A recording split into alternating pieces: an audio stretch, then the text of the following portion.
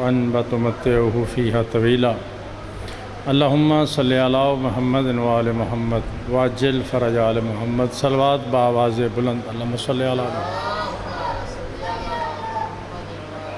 مجلس پاک کی قبولیت کے لیے بآواز بلند صلوات اللہم صلی علی محمد۔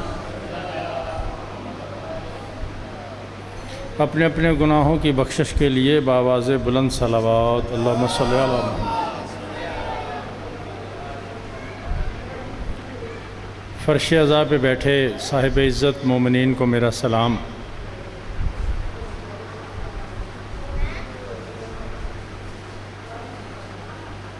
صف عزا کی اہمیت کو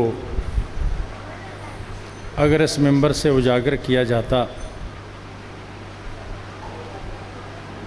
صف عزا کے اغراض و مقاصد اگر محمد و آل محمد سے لیے جاتے تو آج صف عزا بے آباد نہ ہوتی۔ ذکر کسی کا محتاج نہیں، ہم ذکر کے محتاج ہیں، حتیٰ کہ ذاکر بھی ذکر کا محتاج ہے۔ ہم نے ذکر کو ذاکر کا محتاج سمجھ رکھا ہے۔ وہ کوئی ذاکر نہیں ہے جو ذکر کا محتاج نہ ہو۔ ذکر فقط ایسی چیز ہے جسے خدا کرنے کے لیے بھی تیار ہے۔ خدا بھی ذکر کی وجہ سے ذاکر ہے۔ کاش ہم ذکر کی اہمیت کو اجاگر کرتے، ہم نے ذاکر کی اہمیت کو اجاگر کیا۔ کاش ہم ذکر کی خوشامد کرتے، ہم نے ذاکر کی خوشامد کی ہے۔ کاش ہم ذکر سننے کے لیے آتے، ہم ذاکر سننے کے لیے آتے ہیں۔ شاید لوگوں کو یہ پتہ نہیں کہ اس ذکر کے وارث سب سے پہلے آتے ہیں۔ جو بندے آج یہ کہہ رہے ہیں کہ ہم امام کے منتظر ہیں، وہ جھوٹ بول رہے ہیں، میں ممبر سے کہہ رہا ہوں۔ حالانکہ فرش عزا پر امام آپ کا منتظر ہے اور آپ آ نہیں رہے ہیں۔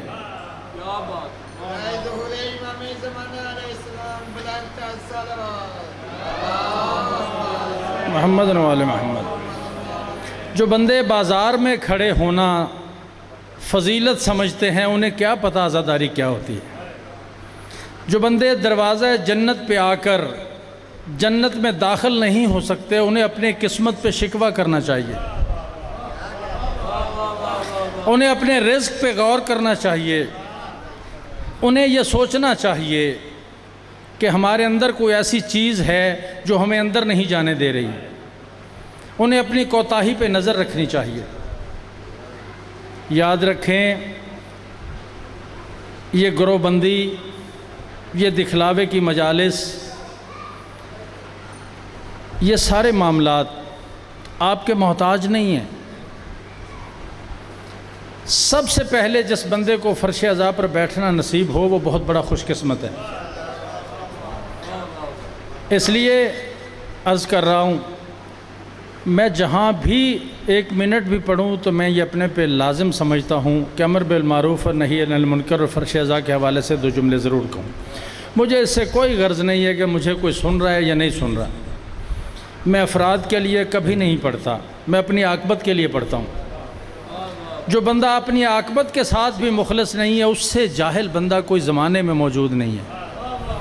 جو بندہ اپنے ساتھ مخلص نہیں ہے، وہ کسی کے ساتھ کیا مخلص ہوگا۔ سب سے پہلے انسان کو اپنے ساتھ مخلص ہونا چاہیے، پھر وہ ذکر کے ساتھ بھی مخلص ہوگا، پھر وہ فرش عزا کے ساتھ بھی مخلص ہوگا، پھر وہ اپنے خاندان کے ساتھ مخلص ہوگا، قوم کے ساتھ مخلص ہوگا، اس کے بعد کہیں سوچے کہ وہ مولا کے ساتھ بھی مخلص ہوگا۔ حضور، یہ ضرورت ہے اس عمر کی کہ ہم اپنے بچوں کو، اپنی ماؤں کو، اپنی بہنوں کو اس فرش عزا۔ کیا خبر ہے تجھے کہ اس دین پہ کتنا خرچ ہوا ہے؟ ہمیں مفت میں مل گیا ہے۔ یہ جتنے بندے فرش عزا پہ بیٹھے ہیں، اس کے پیچھے ریاضت ہے، ہمیں اس ریاضت کی بھی خبر نہیں ہے۔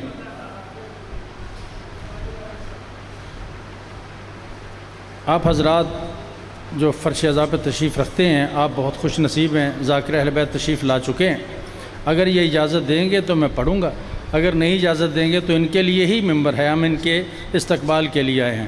پھر بھی میں 2 جملے عرض کر کے ممبر ان کے حوالے کرتا ہوں۔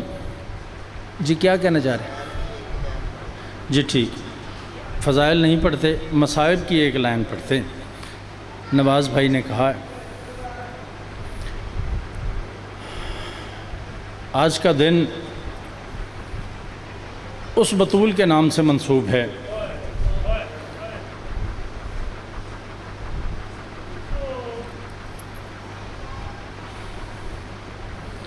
حضور، میں اکثر یہ کہا کرتا ہوں 2 ایسی شخصیات ہیں جن کی مماثلت کرنا مناسب ہوگا، ایک علی ہے، ایک فاطمہ ہے، پھر ایک علی ہے، پھر ایک فاطمہ ہے۔ مدینے کے علی نے ایک فاطمہ کو دفنایا اور ساری زندگی منبر کوفہ پہ بیٹھ کے مولا امیر علیہ السلام اپنے ہاتھوں کو دیکھتے اور روتے تھے۔ ساسا بن سہان نے پوچھا کہ مولا کیوں رو رہے ہیں؟ فرمایا کہ علی کے یہ ہاتھ بھی سلامت رہے اور فاطمہ کو لوگ مارتے رہے، اس بات پہ روتا۔ میں کہوں گا مولا آپ یقیناً بڑے مظلوم ہیں، لیکن عرض کرنا چاہتا ہوں ہیں آپ بھی علی، آپ کے کسی نے ہاتھ نہیں باندھے ہیں اور آپ کی فاطمہ کو کسی نے دفن ہونے سے روکا بھی نہیں ہے، اور آپ کی فاطمہ کو 9 صحابی جنازہ پڑھنے کے لیے نصیب بھی ہوئے ہیں۔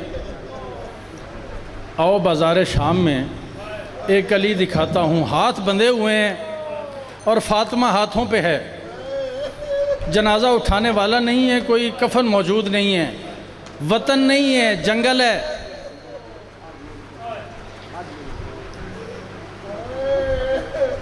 اس لیے زین العابدین ہیں، صف پہ سجدہ کرنا اور ہے، پشتے اونٹ پہ سجدہ کرنا اور ہے، اس لیے زین العابدین ہے۔ اور یہ جو بی بی ہیں، یہ جو بی بی ہیں جناب سکینہ سلام اللہ علیہا، یہ جو بی بی، اس کی وجہ سے جناب سیدہ کی وجہ سے سرکار سجاد محفوظ ہیں، حسینیت محفوظ ہے۔ اس بی بی کے احتجاج نے حسینیت کو بقا بخشی، اس بی بی کی آہ و بقا نے یزید کو مجبور کر دیا ہے کہ انہیں رہا کیا جائے۔ یار کبھی سوچیں نا آپ، کسی کی 4 سال کی بچی ہو اور اس کا باپ بھی اس کے سامنے قتل ہو جائے اور پھر اس کو قید کر لیا جائے اور قید کے بعد پھر اسے علیحدہ قید کر دیا جائے۔ کبھی سوچیں نا آپ، اور دنیا کو بتاتے کیوں نہیں؟ یہ کس کی ذمہ داری ہے؟ فرش ازا کی فضیلت بتانا کس کی ذمہ داری ہے؟ اب دنیا کو ایک بندے کو بتائے کہ محمد و آل محمد کے ساتھ کیا ہوا ہے۔ جب دنیا امام بارگاہ میں نہیں آنا چاہتی تو آپ کا یہ حق بنتا ہے کہ آپ لوگوں کے گھروں میں جا کر بتائیں کہ حسین مظلوم کتنا ہے، آپ لوگوں کو بتائیں کہ زین العابدین کے ساتھ کیا ہوا ہے۔ کم از کم آپ اپنے بچوں کو بیٹھک میں بٹھا کر تو بتائیں نا کہ بیٹا ہم اس کے ماننے والے ہیں جس نے اپنے 6 ماہ تک قربان کر دیے ہیں، اور پھر کبھی اپنا محاسبہ کریں کہ ہم نے دین پہ کیا خرچ کیا ہے۔ یاد رکھیں، جب تک آپ امام کے مشن کے لیے تیار نہیں ہوں گے، اور امام کے مشن کے لیے تیاری کیا ہے کہ آپ اپنے بچوں کو اس وجہ سے تیار کریں کہ جب امام آئیں گے تو ان کا خون، مال اور جان امام کے لیے وقف ہے۔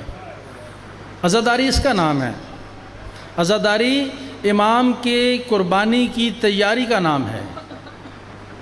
حضور یہ محافل کسی کی ضد میں نہیں ہے، اس لیے دعا گو ہوں کہ مالک فرش ازا کے بانیان اور ذاکرین عظام اور مومنین کرام جو موجود ہیں، مالک ان کو معرفت محمد و آل محمد سے سرفراز فرمائے۔